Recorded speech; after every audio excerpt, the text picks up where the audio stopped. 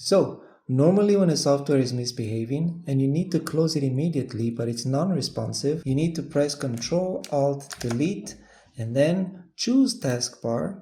After that, you find the software and click on End Task. But there's an easier way to do this, and I'm going to show you how to do that in just a few seconds. So, on Windows 11, just simply go to your settings, and in settings, just look for End Task. And the first option that pops up is Enable End Task in Taskbar. Select that, and after you select it, it's the first one here, and you're just going to need to switch this toggle on, and once that is on, the option is on. So I'm going to show you how it works just by opening Microsoft Edge again.